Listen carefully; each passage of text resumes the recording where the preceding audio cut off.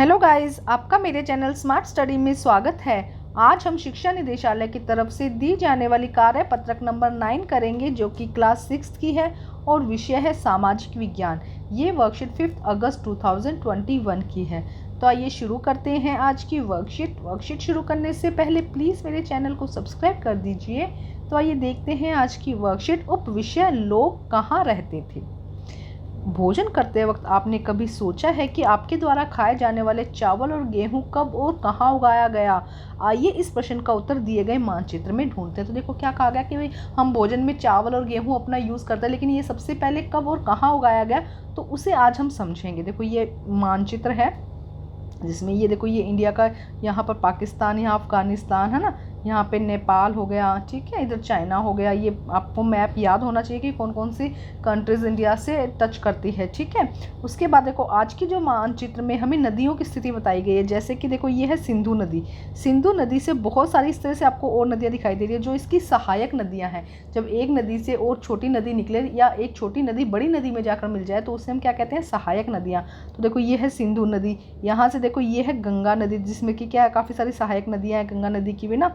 तो इसी तरह से हम, और देखो इसके अलावा ये देखो ये विंध्या पहाड़ियाँ हो गई। यहाँ पर ये देखो ये पहाड़ी एरिया हो गया, विंध्या पहाड़ियाँ हो गई, ये गारो की पहाड़ियाँ हो गई, ये सुलेमान और किरधर की पहाड़ियाँ हो गई ना। देखो इसी तरह ये पूर्वी घाट है, ये पश्चिमी घाट हो गया। ये उत्तरी है, ठीक है। ये वाला पोर्शन कौन सा है, उत्तरी, और नीचे कौन सा है, दक्षिणी भाग है, ठीक है। ये बंगाल की खाड़ी और अरब सागर हो जाएगा। ये अंडमान निकोबार द्वीप में ये है लक्षद्वीप। ये थार का मरुस्थल राजस्थान यहाँ पे आ जाएगा। चंबल नदी और गंगा की सहायक नदी यमुना नदी आ जाएगा यहाँ पर, ठीक है। तो ये था आपको जो मैप है थोड़ा याद होना चाहिए। तो मैप को भी देखेंगे, साथ में जो वर्कशीट को भी समझेंगे।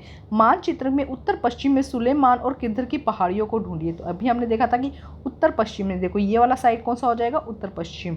जो ये वाला साइड है ना, तो हमने देखा किरधर और सुलेमान की पहाड़ियाँ। तो फर्स्ट तो हमारा यही होगा कि आप भी एक मानचित्र लेके आइएगा, अगर मिल जाता है, बाहर नहीं जाना, अगर इजीली मिल जाता है तो उस पर किरधर और सुलेमान की पहाड़ियों को आप अंडरलाइन कर दीजिएगा। तो देखो ये है किरधर और सुलेमान की पहाड़ियाँ, फर्स्ट हमने समझ लिया। अब देखो क्या कहा गया है कि आज से लगभग 8000 साल पहले यहाँ पे स्त्री पुरुषों ने गेहूं और जौ की फसल को उगाना शुरू किया था। तो किरधर और सुलेमान की पहाड़ियों पर ही सबसे पहले गेहूं उगाई गई थी। हमने ये क्वेश्चन पढ़ा था ना स्टार्टिंग में कि गेहूं और चावल को कहाँ उगाया गया था, जो हम इजीली खाते हैं। तो सुलेमान और किरधर की पहाड़ियों पर सबसे पहले गेहूं उगाया गया था। अब उत्तर में गारो तथा मध्य में विंध्य पहाड़ियाँ, उत्तर में गारो तथा विंध्या पहाड़ी। देखो ये रही विंध्या पहाड़ी, हमने भी देखी थी, विंध्या पहाड़ी और गारो की पहाड़ी। देखो यहाँ पे विंध्या पहाड़ी और गारो की पहाड़ी है, यहाँ पे चावल उगाए गए थे सबसे पहले। तो देखो आगे क्या लिखा गया है, उत्तर पूर्व में गारो और मध्य, उत्तर पूर्व ये वाला था, एक सेकेंड दिखाती हूँ।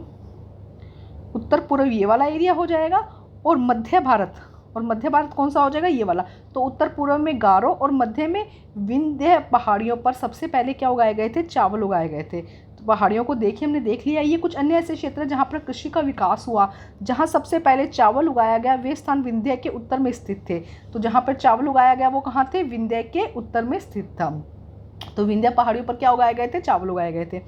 अब आगे देखो क्या कहा गया, मानचित्र पर सिंधु तथा इसकी सहायक नदियों को देखिए। चलो हम देखते हैं सहायक नदी किसे कहते हैं, पहले समझते हैं कि एक बड़ी नदी जो एक बड़ी नदी में जाकर मिल जाए। जैसे मान लो कि ये नदियां हैं, ये छोटी छोटी नदियां, ये जाकर अगर एक बड़ी नदी में मिल जाती है तो उसे हम क्या कहते हैं, सहायक नदियां कहते हैं। लगभग 4700 वर्ष पूर्व इन्हीं नदियों के द्वारा के किनारे पर आरंभिक नगर फले फूले थे। तो हमने पढ़ा था लास्ट वर्कशीट में, जब कहा गया था कि नगर जहाँ पे पानी अवेलेबल होगा वहीं पर लोग बसे थे ना, तो इन्हीं नदियों के किनारे पर लोगों ने बसना शुरू किया था। तो अब देखो हम पहले सिंधु तथा उसकी सहायक नदियाँ देख लेते हैं जो वर्कशीट में कहा गया है। इसको हम इस तरह से करते हैं। देखो ये है सिंधु नदी, इसकी सहायक नदी एक झेलम हो गई, काबुल नदी हो गई, चेनाब हो गई, रावी हो गई, सतलुज हो गई और व्यास हो गई। ये इसकी क्या है, सहायक नदियां हैं, ठीक है। अब हम अपनी वर्कशीट को करते हैं। वर्कशीट में क्या कहा गया कि गेहूं सबसे पहले कहाँ उगाया गया था, उत्तर पश्चिम में सुलेमान और किरधर की पहाड़ियों पर उगाया गया था। तो पहले का आंसर क्या हो जाएगा, कहाँ पर उगाया गया था, यहाँ पे स्थान हटा दीजिएगा। गेहूं सबसे पहले उत्तर पश्चिम में सुलेमान और किरधर की पहाड़ियों पर उगाना शुरू किया गया था। चावल सबसे पहले कहाँ उगाया गया था, विंध्य के उत्तर में। कहाँ सबसे पहले उगाया गया था, आंसर नंबर 2 हो जाएगा। चावल सबसे पहले विंध्य के उत्तर में उगाया गया था, ठीक है। ये हो जाएगा आंसर नंबर 2। अब आंसर नंबर 3 फर्स्ट का सेकंड पार्ट हो गया। अब देखते हैं सिंधु नदी की सहायक नदियों के नाम। अभी हमने समझा था सिंधु नदी की सहायक नदियाँ, ये देखो ये पूरा पहले समझना है आपको, ये हमने भी समझा था। काबुल नदी, झेलम नदी, चेनाब, रावी, सतलुज, व्यास, ये सब क्या है, सिंधु नदी की सहायक नदियाँ हैं। तो आइए करते हैं आंसर नंबर 2। तो देखिए सिंधु नदी की प्रमुख सहायक नदियाँ काबुल, झेलम, चिनाब, रावी, व्यास और सतलुज है। तो आंसर नंबर 2 हो जाएगा कि सिंधु नदी की प्रमुख सहायक नदियों की पोजीशन हमने देख ली थी, काबुल, झेलम, चिनाब, रावी, व्यास और सतलुज है। अब हम देखते हैं प्रश्न नंबर 3।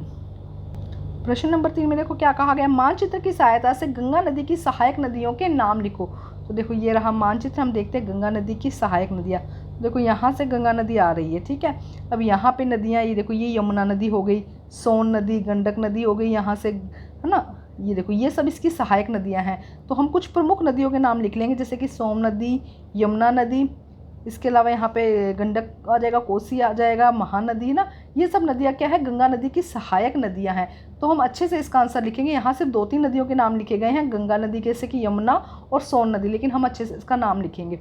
तो आइए देखते हैं आंसर नंबर 3 का। आपको मानचित्र में पोजीशन भी पता होनी चाहिए। तो आइए देखते हैं इसका आंसर हम। तो देखिए आंसर, यमुना की जो सहायक नदियाँ थी, गंगा की जो सहायक नदियाँ थी, यमुना, रामगंगा, गंडक, कोसी, महानदी और सोम नदी गंगा की महत्वपूर्ण सहायक नदियां हैं। ध्यान से देखेंगे आप, यमुना भी क्या है, गंगा की एक सहायक नदी है। वो आगे जाके कहाँ मिलती है, गंगा नदी में मिलती है। तो यमुना, रामगंगा, गंडक, कोसी, महानदी और सोम नदी गंगा की महत्वपूर्ण सहायक नदियां हैं। तो आइए आगे देखते हैं वर्कशीट में क्या दिया गया है।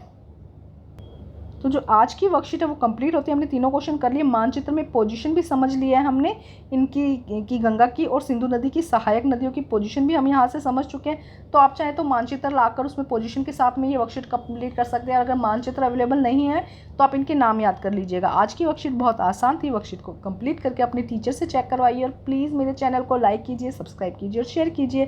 Thank you guys.